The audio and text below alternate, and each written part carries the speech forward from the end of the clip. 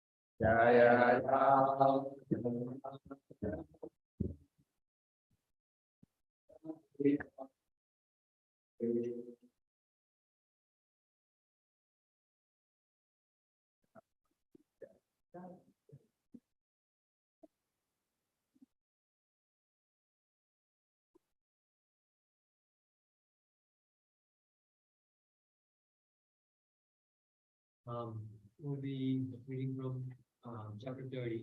Got it. So, Have the book starts. yeah. That's what we do, right? Yep. Yeah.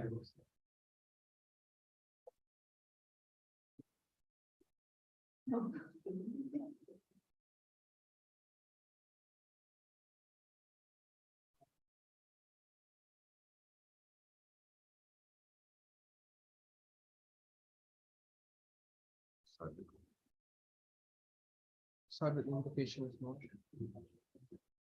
With invocation as well. We'll do the invocation first. Yeah. Om Namo Bhagavate Vasudevaya.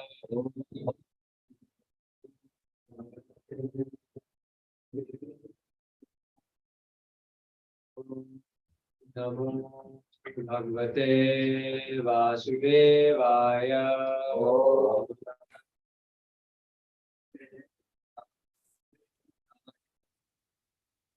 Om Namo Bhagavate Vasudevaya.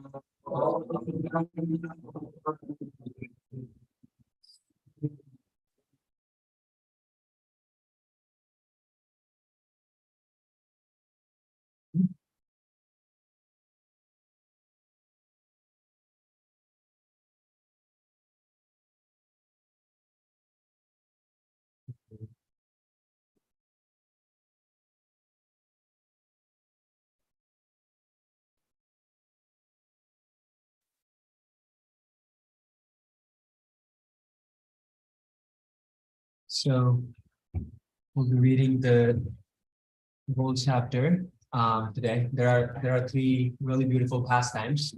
So what I would like to do is there are certain areas where I would like to take pause and kind of have a conversation, kind of discuss some few things. So yeah, I'll let you know kind of where it's like people around the room read. Is that how you do it, right? We have 4 sections, I think, so have volunteers to each section. Whoever wants to volunteer. I will not volunteer you, so whoever wants to, please. Second? Yeah. First. Okay, please. If you could share your name before you start, that would be. Maybe the first one. And Oh, sorry. I'll be sick first. General take. Okay. My name was Robert Shiva's devotees wealthier? Said Vishnurata, why are Krishna's devotees so poor? Lord Shiva's devotees in general seem to own much more. Since Krishna is much wealthier than Shiva, I suspect this fact seems just the opposite of what one would expect. Lord Shiva interacts with matter, that is his domain. Appeasing Shiva makes objectives easy to obtain. Lord Krishna, on the other hand, transcends the mundane realm. His devotees like him are pure and never overwhelmed. Your grandfather, King Yudhisthira, once raised this paradox directly to Lord Krishna, who responded with these thoughts. When someone truly pleases me, I pilfer all of his wealth, his relatives and friends, and leave this beggar to himself. Abandoned, sad, and thwarted, he befriends my devotees and quickly gains their mercy in exceptional degrees. Although I give enlightenment and freedom from distress, conditioned souls in general want to keep what they possess, so they appeal to gods who are much easier to please. Though when they thrive, they sometimes try to kill their deities. Lord Shiva, Lord Brahma, and the Supreme Lord Vishnu all can elevate a person or create a person's fall. Unlike Lord Vishnu, Shiva, and Brahma are quickly pleased, as wicked Rika once confirmed by his activities. So we read the third paragraph again, or the third stanza. When someone truly pleases me, I prefer all his wealth. His relatives and friends then leave this beggar to himself. Abandoned, sad, and adored, he befriends my devotees and quickly gains my mercy in exceptional degrees. Does that remind anyone of anyone?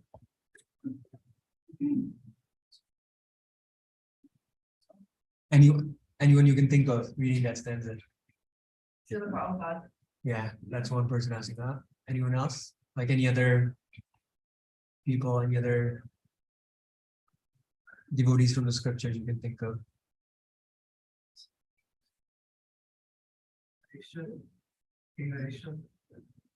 I'm not familiar. Was ruler in India.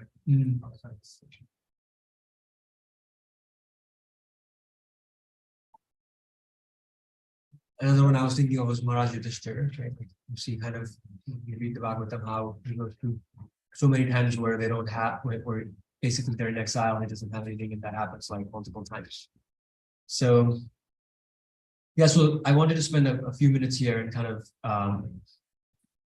discuss on this.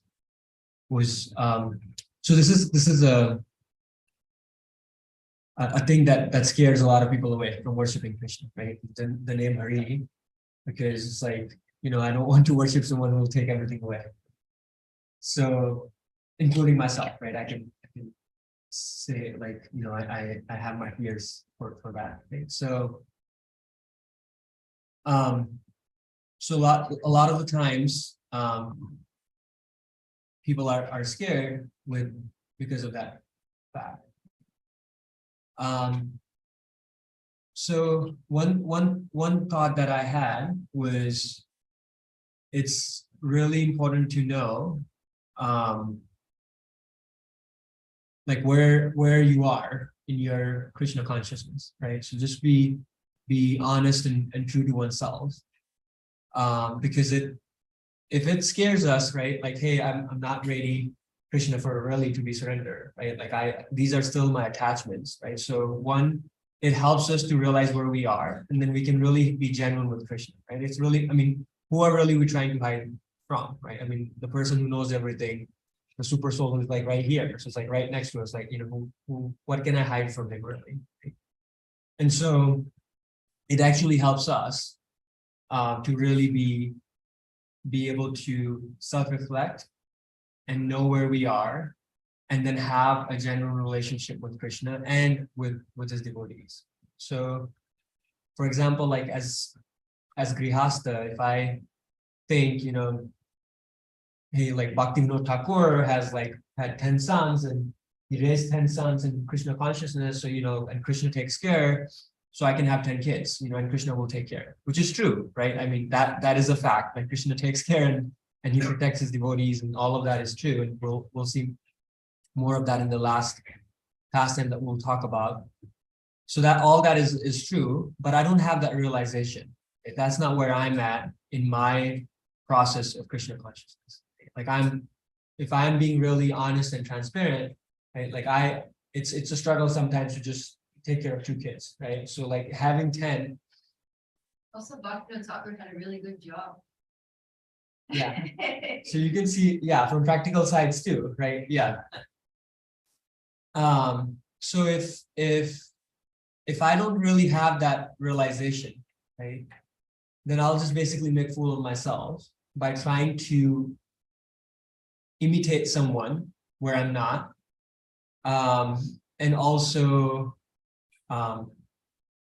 or try to be someone that where I'm not, right? So it's really important, and it goes both ways, right? So not sometimes it can also go like opposite direction, where we can have like the fake humility, where like someone is asking us to do certain service, and like, oh Prabhu, I'm not qualified, right? Or I'm like the lowest, or it's like, so the humility doesn't mean to think less of ourselves.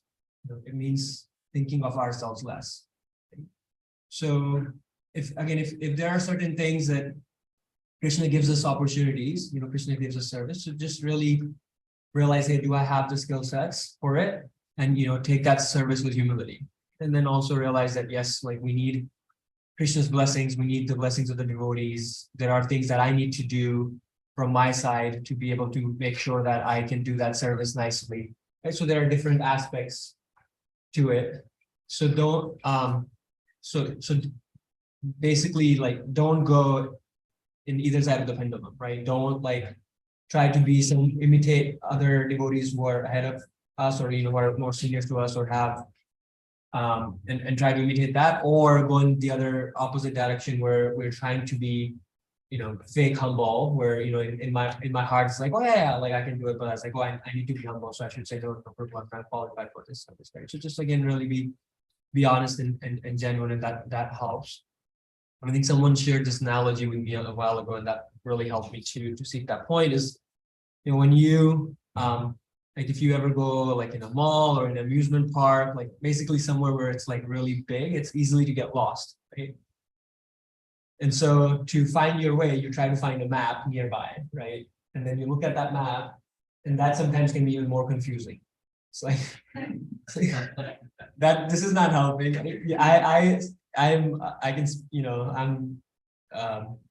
Directions is not my forte. I'm challenged directionally. And so it's hard for me. And so until just like, then you finally see that big red dot, right, which says like you're here, then it put things in perspective. It's like, okay, like I see that store, or I see that ride, and okay, now I know it. Now I can put things in perspective, right? So it's kind of similar. When we really realize kind of where I am and where that red dot is, it put things in perspective and helps us to really be genuine.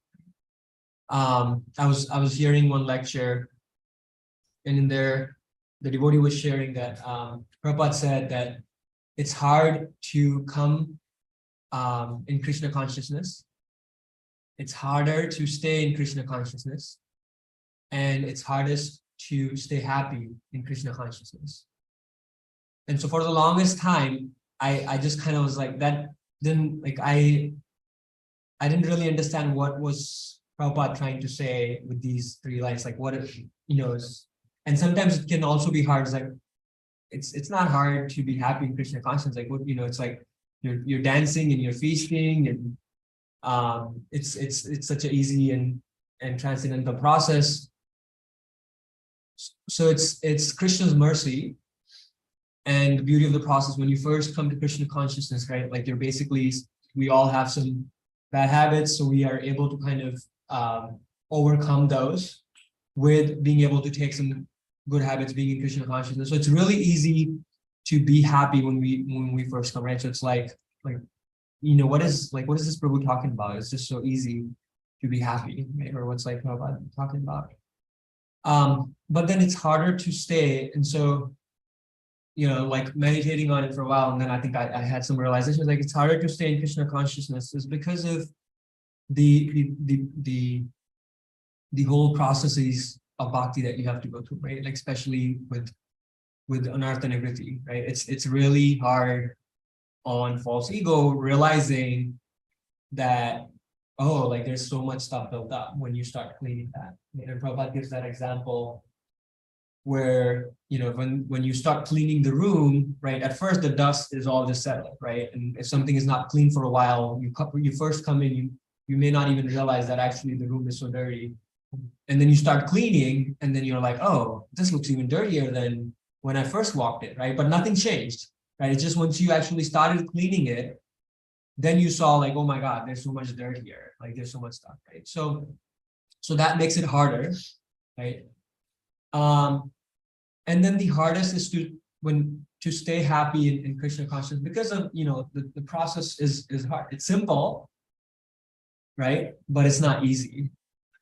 And so I think being genuine with our relationship with Krishna helps us to be genuine with others too and help each other. That was the whole point of Prabhupada building this society, is to really be able to help one another. Right? It's so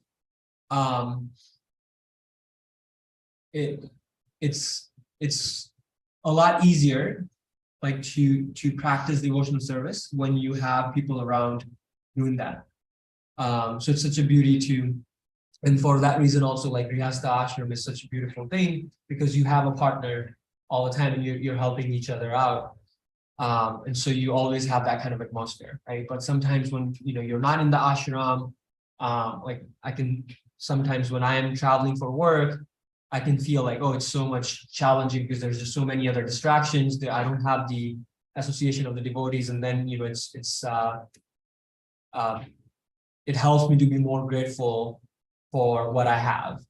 And seeing actually, it put things in perspective in two ways. One, it helps me to be more grateful for the devotees. And then two, it helps me to put the self check, right? Like, it's like, oh, I think I'm here, but like, no, I'm really not here. It's really hard for me to do it by myself. It's actually the mercy of the devotees that I'm able to, carry on. So those are some thoughts that I had. Any comments or questions, Prabhu, before we go to the next section? Yes, please.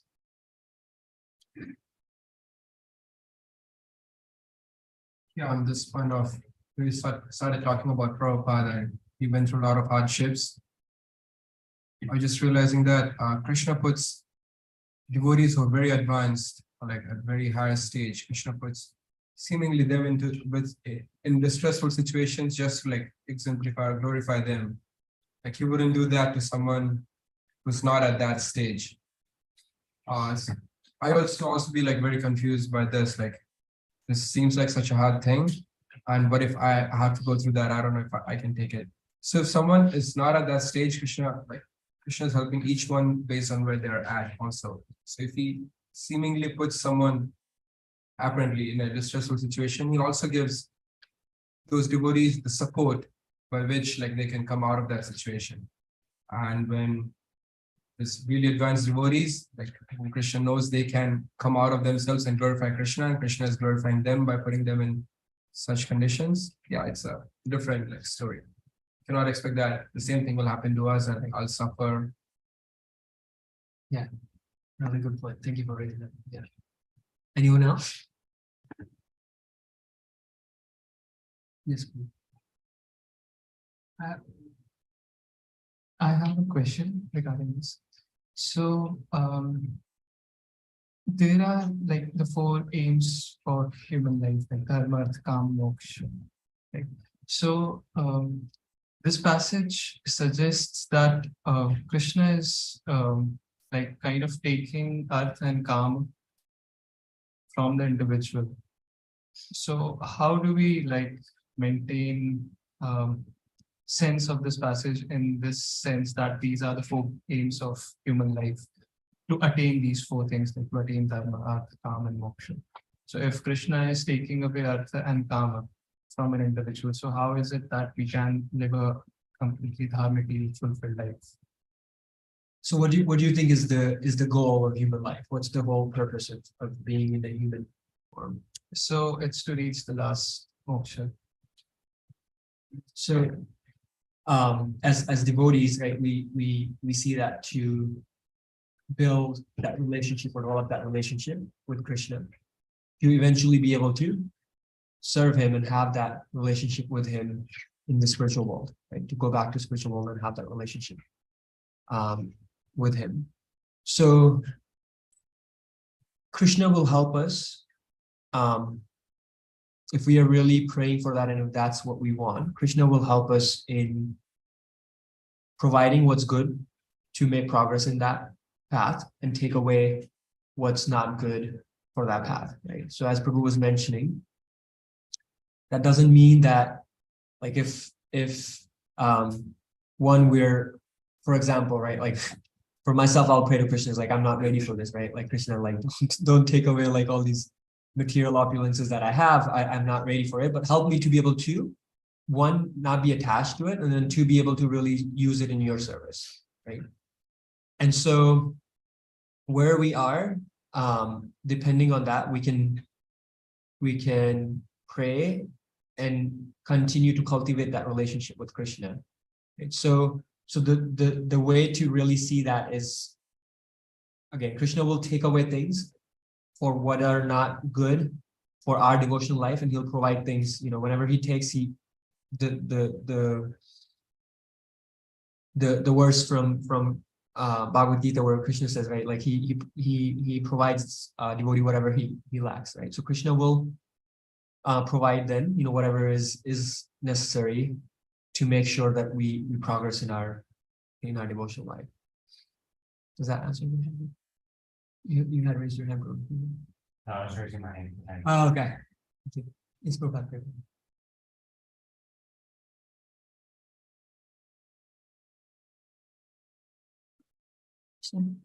Yeah, I just wanted to respond to this question a little bit because, yeah, the idea is that what we're hearing is that Krishna takes away artha, economic development, and he takes away kama, sense gratification. But the thing is that Krishna, he gives us, the word artha just means value, means something of value. So what Krishna gives us is many things, which are a lot more valuable than material economic, gain. And also he seems that he takes away kama, but he gives us, kama means sense gratification, material enjoyment. But he gives us a happiness, he gives us a level of enjoyment that's just like leagues above kama. So because these two things, if we're attached to material getting material profits for our work, and if we're attached to enjoying materially, those become obstacles to actually like coming to a higher level of happiness and a higher level of realizing value in our lives. So he takes those away initially, and if we're attached to them, we're going to feel a little loss. But what he gives after taking those away is something that's way higher than what he took away. Mm. So Krishna doesn't leave us for loss. That's what it says there in the verse. It says that, when he really favors someone, he takes away their material things, and then, right, he showers them with mercy. Yeah. And then he gives them the real thing that the soul is hankering for. Because we're not these material bodies. So material things like money and material enjoyment, they don't really satisfy the soul anyway.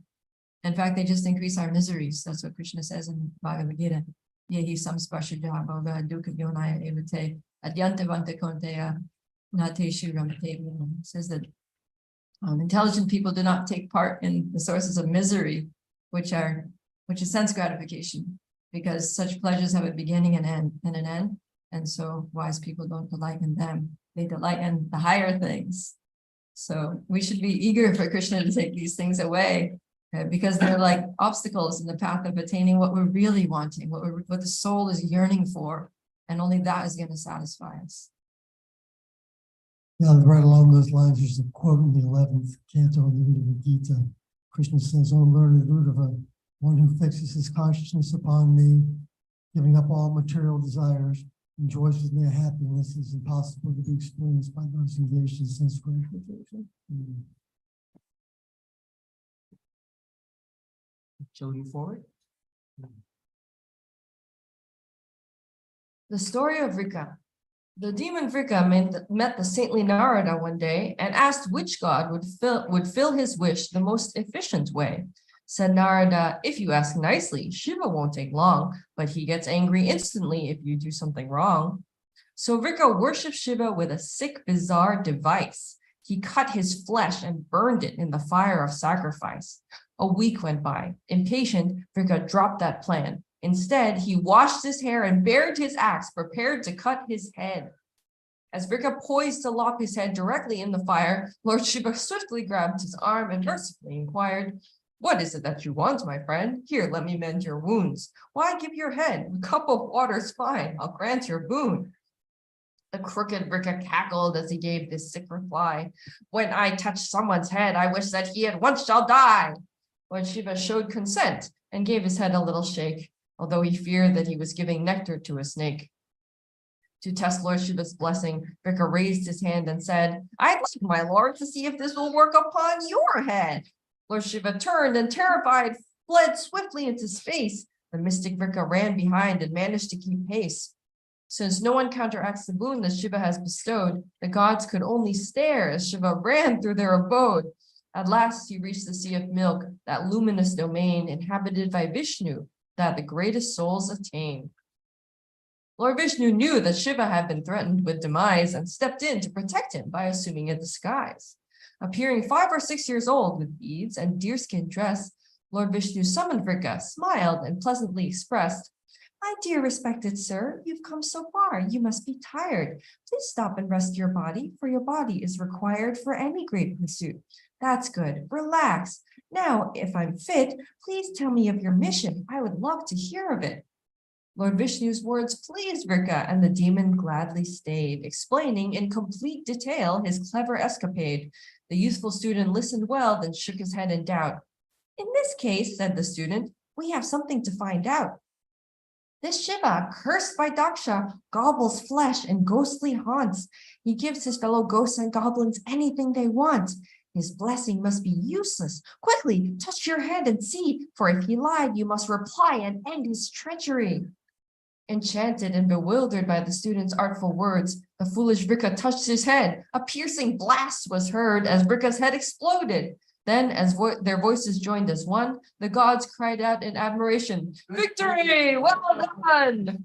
As denizens of heaven showered flowers on the scene, Lord Vishnu said, Lord Shiva, Vrika's deeds were so obscene, he met a violent destiny. What else could he expect, offending you, a kindly guru, wise in all respects? Lord Krishna, Vishnu's origin, directly manifests the energies of matter, spirit, truth, and all the rest. A soul who hears or tells how Shiva's problem was dispelled shall overcome his enemies, and birth and death as well.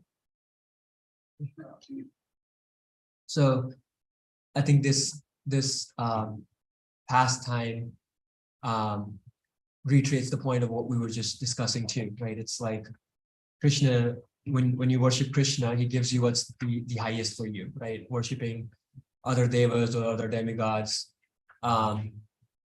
they'll basically grant you kind of whatever material things you may be asking for, right? Because again, their purpose is not to bring you closer to Krishna, or let's just say for simplicity for right now, it's not to increase your bhakti or have you practicing pure devotion service, right? So that's the difference between a good parent and not a good parent, right? A good parent is not always just giving whatever the kid is asking for, right? So sometimes it's hard, right? I can tell you from my own experience, it's hard to just like say no to your child when he's crying, and then he says like, oh, like daddy, you don't love me, because he's just like focused on that one thing. And so his parameter of calculating my love is, if I give him that one thing or not.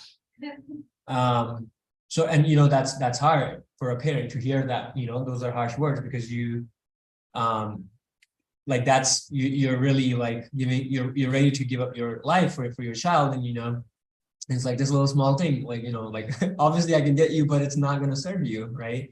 And so we see that in the example of Duryodhana and Dhritarashtra, right? Like Duryodhana is asking for all the craziness things, and Dhritarashtra just like keeps on giving you, and it doesn't really help him or Dhritarashtra. So the parenting can be can be hard at times. And so that's why you kind of see like Krishna being our well-wisher, our best friend, sometimes, will not really give what we ask for, because at the end of the day, it's probably not the best thing for us. So we can definitely realize that no matter what, like he'll give whatever is best for our long term, right?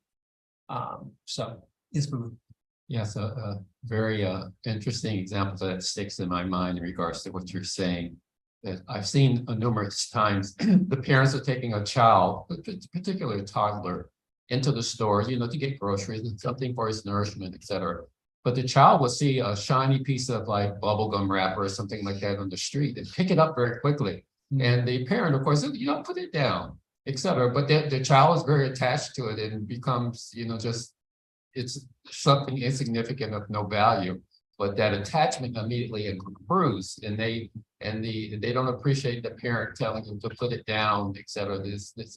And also they don't understand the parents' endeavor to go into the store and get something of some substance. Yeah, thank you. Okay, let's go to the next. Please.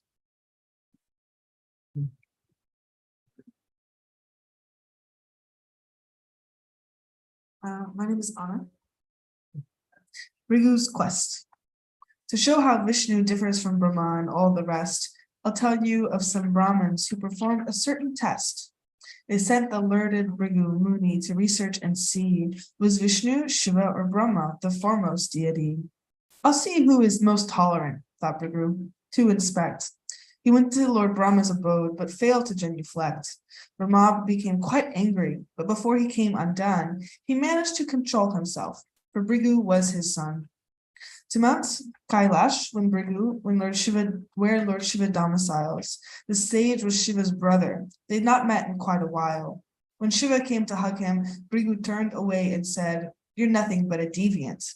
His brother's eyes burned red. Lord Shiva raised his trident and was set to make a kill, when Parvati, his wife, stepped in with diplomatic skill. Escaping to Vaikuntha, where Lord Vishnu lay at rest, the daring Brigu marched to him and kicked him in the chest. Arising from his bedstead with his lovely consort, Shri, Lord Vishnu bowed and said profoundly, "Kindly pardon me. Your tender sacred foot has made me purified and blessed. From now on, Shri, the queen of wealth, shall live upon my chest."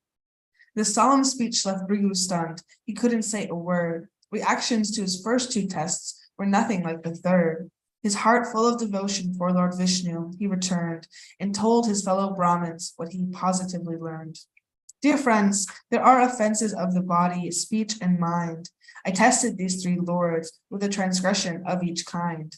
Lord Vishnu was so gracious, he accepted my offense, as if it were an offering. The others were incensed. Amazed and swayed, the Brahmins prayed. Lord Vishnu is the source of courage, peace, religion, wisdom, truth, and mystic force. Those saints of keen intelligence adore him selflessly, without a secret motive to enjoy his energies. Though Vishnu pardoned Brigu and the Brahmins, ever since, the Brahmins gained but poverty from Shri for their offense. So, how does Prabhupada say you can tell about someone's greatness? What's the barometer of seeing if someone's greatness? Does anyone remember? Yes, please.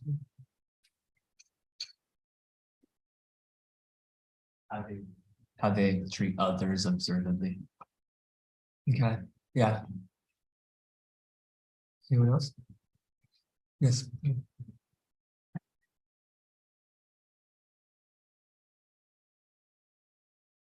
How they react when they're offended. Yeah. How people react in provoking situations. So if someone is provoked, and then you can see like how they react, that's like tells people's greatness, right? So in here you can kind of see the provocation, if that's a word, increases as Brigu goes to different people, right? So when he goes to Brahma, first he doesn't offer any respect, right? And so Brahma being the teacher, the father, he gets offended. It's like, like you're junior to me, how come you're not offering any respect? Right? So that's like provoking by not offering any respects. Then when he goes to Shiva, right, Shiva is actually hugging him, right? And then he doesn't reciprocate, right? That's even like it's high provocation. Think of like, one is like not offering respect, but then two, if someone is offering some respect or offering some love to you and you don't reciprocate, right? That's like more offensive to do, right? And so we see how Shiva gets angry with that, right? And then third, he goes to Lord Vishnu, right? So now, like, he actually makes offense by like physically hurting someone, right? So first was not offering respect, second was not reciprocating with love, and now third is like actually being even more offensive. You just get in and you're like, I'm going to just like kick you, right? So, and then you see like Lord Vishnu's response is like, is your feet okay? Like, did you get hurt by kicking, my chest? And so that's also another thing to one, it's a beautiful pastime, and then it's also good to kind of see again where we are at. Sometimes the mind can really be pompous, but Krishna is kind enough that he'll put us in situations where we are being provoked, and depending on kind of how we respond or react, it's a good barometer to check. It's like, okay, like actually this is where I'm really at. This is how I reacted when someone said this or when someone did that. So I see a few raised hands.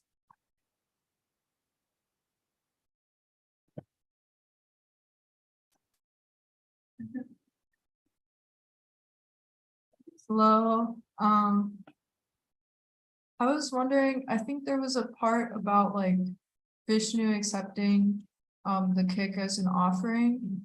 And I was wondering if that's, I don't know if this is the correct name, but like the Srivatsa jewel, like on Vishnu, does that have like any relation? Not that I'm aware of. I don't know if anyone else knows it. No, I don't think so. But I could check. Okay, thank you.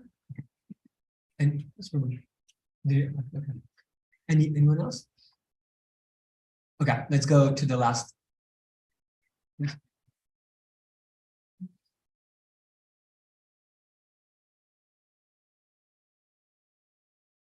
Hare Krishna, Talasyananda.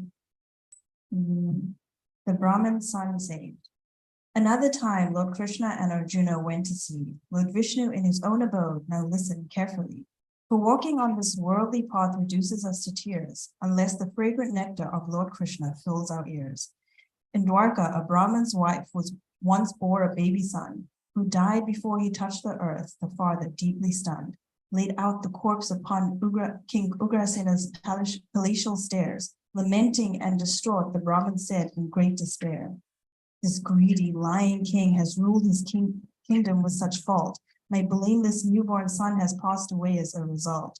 The subjects of this violent, self-indulgent monarchy are doomed to suffer poverty and constant misery." The Brahmin lost his second son and then again his third. He laid the blame on Ugrasen each time this occurred.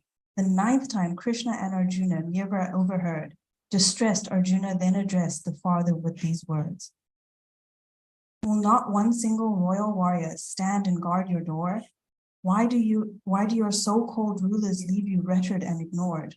A kingdom in which Brahmins lose their children, wealth, or wives is ruled by mere impostors leading sedentary lives. Dear Brahmin, I won't tolerate a loss so grim and dire. I vow to save your children, or I swear I'll enter fire." The Brahmin said, "What Balaram and Krishna couldn't do is far beyond your powers. Why on earth should I trust you?" Arjuna grave said firmly, "You are partially correct. I'm neither Balaram nor Krishna, still I will protect your future children from their brothers' strange fatalities. You'll come to know my powers. Even Shiva has been pleased." The Brahmin became reassured and went home satisfied. Returning to Arjuna, when the next child came, he cried, Please save my child from death. Arjuna, fast as he could go, said prayers to Shiva, chanted hymns, and strung his famous bow. Arjuna rushed directly to the cottage of the sage, surrounding it with mystic arrows structured as a cage. The Brahmin's wife delivered a fine boy who cooed and cried, yet after a few minutes, he just vanished in the sky. The Brahmin wept and told Arjuna, I was so unwise to trust a bragging eunuch in a warrior's disguise. God damn your lies, Arjuna, and your weapons and your fame. You said this child would stay, but now his fate is just the same. Arjuna didn't hear these words, for he was occupied, transversing to the planet where the Lord of Death resides. The infant wasn't there, nor up in heaven nor in hell. Arjuna, with the case unsolved, resolved to kill himself. Arjuna, planning suicide, stopped short when Krishna said, I'll take you to those boys. It's not your fault that they are dead. These men who criticize you now will shortly sing your praise. Now join me on my chariot. With that, they rode away. They traveled through the universe and then this outer shell. When all turned dark, the horses balked, for they could not see well. The master of all kinds of mystics, Krishna, tossed his disc, which lit the scene around the team with perfect vividness. Like one of Ramachandra's arrows, Krishna's disc shot through the inky ignorance with which this cosmos is imbued. Beyond that realm of darkness lay the spiritual sky. Its shining outskirts made Arjuna blind and shut his eyes. Oh, this is long. Beyond that bright, effulgent light, Arjuna saw a sea, endowed with giant windswept waves that churned resplendently. A gorgeous palace rose above the waves, its charm enhanced. By countless jeweled pillars, how Arjuna was entranced. The mammoth serpent Shesha lay upon his back within, his thousands of enormous hoods lit up like by shining gems. His massive body, whiter than a mountain clad with snow, set off his necks and hissing tongues of blue and indigo.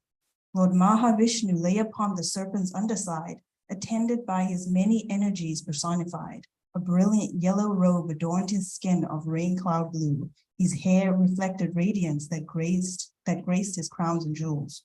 Of all his gems, Kaustuba amidst his garlands was the best. The famous mark Srivatsa showed quite clearly on his chest. Lord Krishna bowed his head to this expansion of himself. Arjuna, quite astonished at the sight, bowed down as well. Lord Mahavishnu, our creator, smiled majestically and stated in a solemn voice of great authority, I brought the Brahmin's son here to induce you both to come. Though you are Nara and Narayan, lately you've become engaged in killing demons. By your work, the earth is free. Continue your religious deeds, they're most exemplary. Though Mahavishnu always stays in Krishna's full control, he gave commands to Krishna as an actor plays a role. Because Arjuna thought Lord Vishnu senior to his friend, the Lord spoke to Arjuna could directly comprehend. Instructed by Lord Vishnu, Krishna and Arjuna bowed and took the 10 still infant sons past ocean, space, and clouds back to their joyful parents. Still Arjuna, quite amazed, thought, why would Mahavishnu call for Krishna in this way? Yeah, there's a lot happening in this past time. Does anyone remember any other time where Arjuna took kind of a similar vow, where he was gonna kill himself or put himself in fire if it didn't happen? When his son was Yeah, what did he take the vow? that until he, like, if he couldn't kill Jayadratha before sunset, he would enter fire. Right. So you can see like twice Krishna protected him, right? Both the times he made this vow so at the time of it's a really beautiful pastime. So when Abhimanyu gets killed in a wrong way,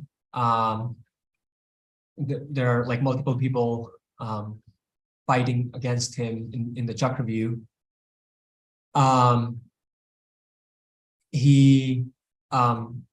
Arjuna takes that vow, like actually in the end it was Jadrat who did that, and he said, if I don't kill Jadrat tomorrow, I will not, I'll basically kill myself, or I'll go in fire. And so Duryodhana, when he hears that, he's like, oh, like this is it. Like it's such an easy thing that it happened. Because really the two people he's worried about in Pandava's army primarily are Arjuna and Bhima. Like those are the two strong warriors. So he's like, you know, it's like if basically Arjuna kills himself tomorrow, that's like I won 50% of the battle.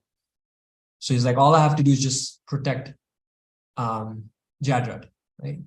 So he basically makes sure there's this whole like layers of like army, and Jadrad is kind of like in the middle. So there's no way that Arjuna can get through and be able to get to Jadrad, right? And so the war starts the next day in the morning, and Arjuna is like going through one layer, through other, and he's now getting nervous because the day is coming more to an end. And you know, Krishna is just thinking, is like I'll have to do something for my devotee. Like he made this vow, like I'll have to protect him. So he's just like, Arjuna just keeps on doing it, and then you know, it's like Arjuna realizes like I'm not going to be able to make it to the center, and all the Kauravas, or especially Duryodhana, is, you know, is like, he's like, all right, like almost there, like, you know, victory happening, and he's almost enjoying or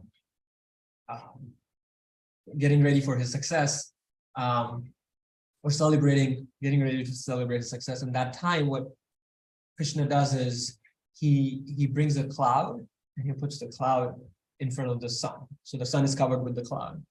So you only fight the battle till sunset.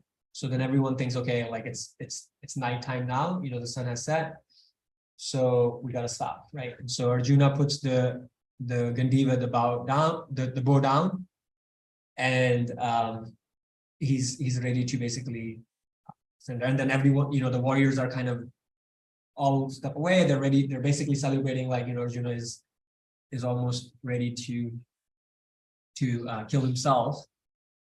And so right at then that time when that happens, then Krishna moves the cloud. And so then Krishna tells Arjuna, like, what are you doing? Like, you know, there's Jadra, pick up your bow, and there's the sun, right? Like, this is your chance, just, you know, kill him and fulfill your vow, right? So then like Arjuna picks the bow and he's able to kill Jadra, right? So it's such a beautiful pastime because one, it's like, there's so many things happening. Is one is like you see, and then I'll come to, sorry to get onto that pastime. I'll come back to this one. It's such a beautiful pastime. One is it shows, you know, it's Krishna has the back of his devotees, but it's at the same time, Krishna doesn't just like give it to us like right away, right? Like we have to endeavor and we have to do our part in it, right? So it's not like if Krishna really wanted, you know, he could have just moved everyone away, or, you know, everyone could have just fell asleep and, you know, except Jadra, like all of these things we hear, all these mystic pastimes, you know, where Krishna has done all of these different things, right? So if Krishna wanted, you know, everyone could have been fallen asleep and, you know, all of a sudden Jadra would be there and, you know, like mission done, and then everyone would have woken up and be like, how did that happen, right? So again, there are so many ways that Krishna could have arranged this pastime in, right? And we have seen like how he can do all of those things and by hearing all these different things in different pastimes. But we see how like Arjuna actually has to endeavor and he keeps on trying it, right?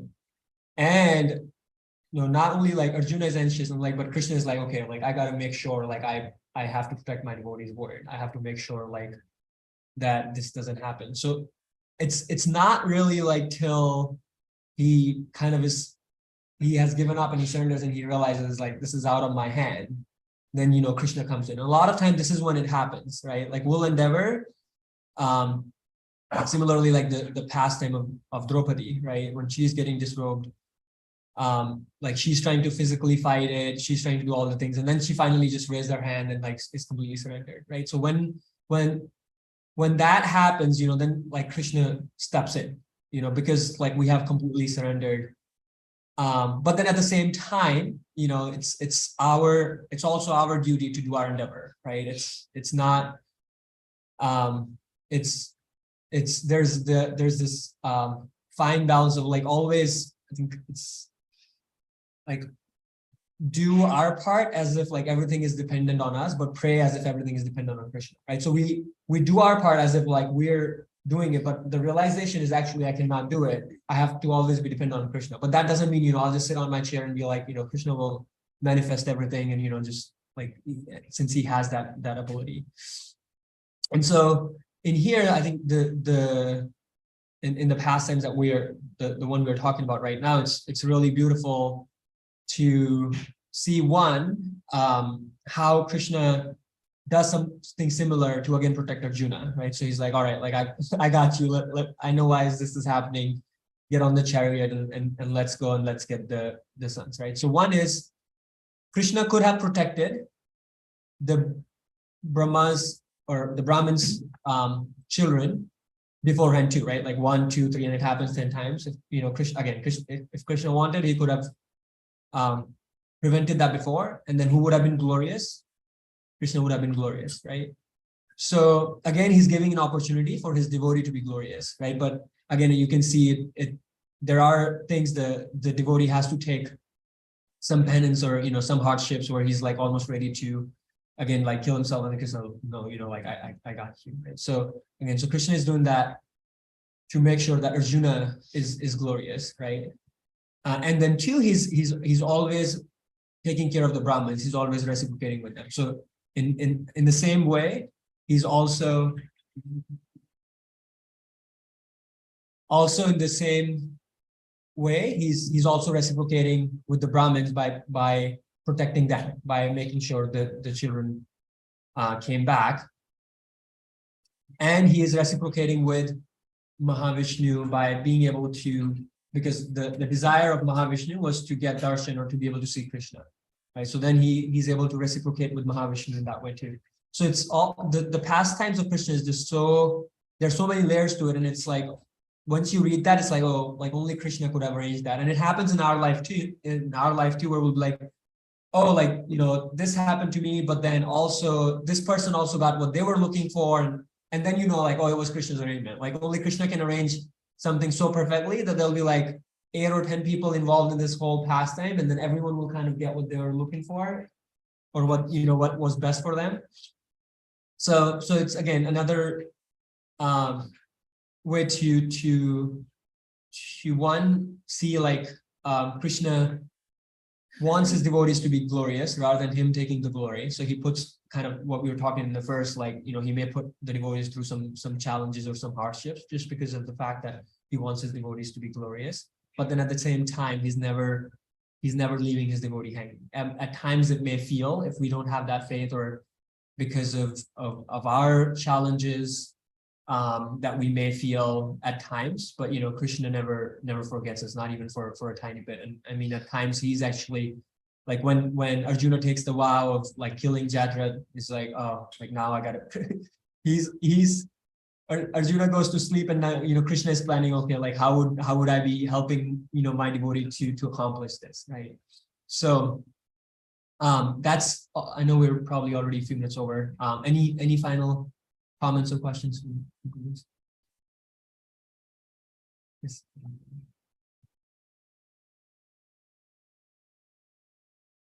Yeah, I was just kind of there's 3 pastimes here, and I was sort of putting a common theme together, that they're all showing how Krishna is the Supreme Personality of Godhead, basically, because the first one shows how demigods like Lord Shiva may give you something that's actually bad for you, that's going to end up destroying you. Krishna doesn't do that. He'll only give you things that are good for you. They're going to help you to progress.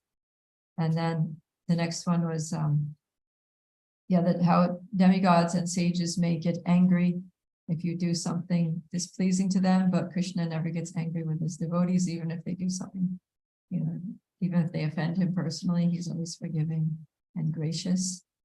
And then the third one is the third pastime Of the Arjuna or Mahavishnu, right? He's basically Mahavishnu is Krishna's higher than Mahavishnu. Yeah. Right. So then that whole thing happened to show that even Mahavishnu is hankering for darshan of Krishna, because Krishna, he is worshiping Krishna. Because we got the demigods, even Lord Vishnu himself is worshiping the Lord. Yeah, thank you for sharing that. Yeah, that's the theme that's kind of also is going in the 10th canto. You see like how Krishna is higher than Brahma with the whole pastime of him stealing the power boys, and then with Indra with the Govardhan pastime, and now with Shiva and Mahavishnu, right? So again, the purpose of the pastimes is not, it's not really like Krishna establishing his supremacy, but you can see at the same time how Krishna's supremacy is there. Any other comments? Please go.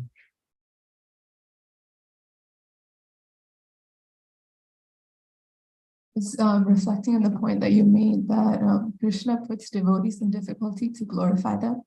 And one thing that I was thinking of is that it makes the devotees more relatable to us. Because if we hear stories of Krishna, it's like, yeah, he's going to kill the demon, he's fine, But then when you hear stories of devotees like Prahlad Maharaj, he went through like these difficulties.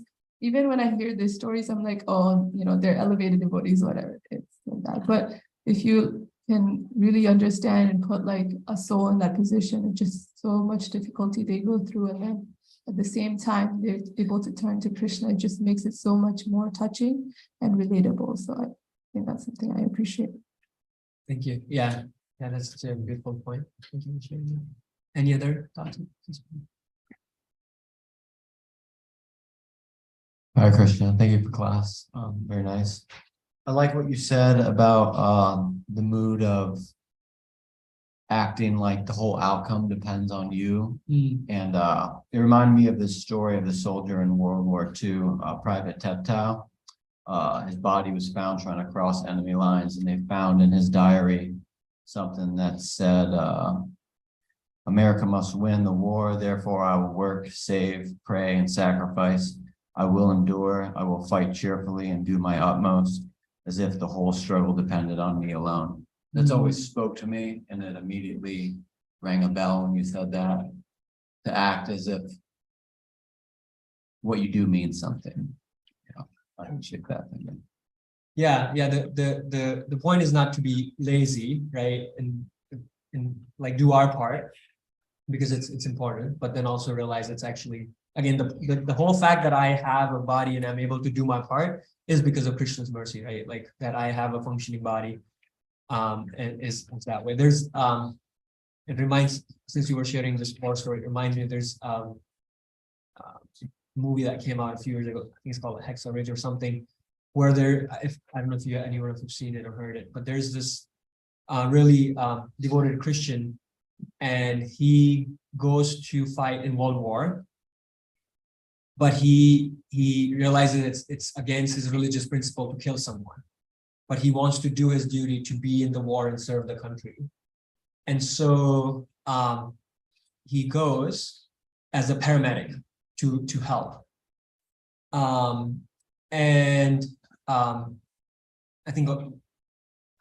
believe, if I remember this correctly, he's part of the team that is actually in Japan during World War II, and one of these really like bad days where a lot of soldiers are being killed, and he has to like go through this mountain. One is like at first he goes through challenges because people make fun of him, and how would you be able to serve in a war when you're not even going to ever lift a weapon? And I think he even gets like, if they're court-martialed, or they basically kick him out of the army, because I think his sergeant asked him to lift a weapon and he doesn't follow that instruction, and so they're like, you disobeyed someone's hire to you, and so there are a lot of like hardships that he goes through, but like he's just so devoted that to his principle of following Christianity. And then finally, like the other army people see like, so there's so much faith, they have so much faith in him that they're actually one day they're supposed to fight this battle on like this main day, and they say like, we're not going until he's coming with us or something like that. And he has to pray because I think it's like it's on a Sunday, and so he prays that like, because they're supposed to focus primarily on their spiritual life on Sunday and take like that one day of rest. So he goes on that fight, and there are these soldiers being killed, and so he doesn't lift a single weapon, And he goes on, he climbs these mountain and gets these soldiers back. And every time he's picking one up, he's like praying to God. He's like, let me just help one more. Let me just help one more. Let me just help one more. And at the end of the movie, you see the real person whose story it's based on. He brought back, I think, 70 people. And he's like this tiny little guy. He probably weighs 150 pounds. And he's able to bring these 70 people, not just, he's climbing this mountain, going up, putting this almost like dead weight because the person it doesn't really have much consciousness. They've been shot. And he saves like 70 people's lives, right? So it's, it's not like again, the point is like, he's not saying, the God will protect everyone, which is true. He is, but like Krishna always makes us the instrument. So we have to do our part. So Krishna is making, or God is making him the instrument. And so it was amazing after like seeing his interview, this like tiny little guy could, really save like 70 lives and climb the mountain and bring 70 people back. So that reminded me of that story and how, if you're really surrendered and you're doing, trying to serve the Krishna's devotees or trying to serve others, like Krishna or God reciprocates. Thank you so much for your time, Bruce. Very well.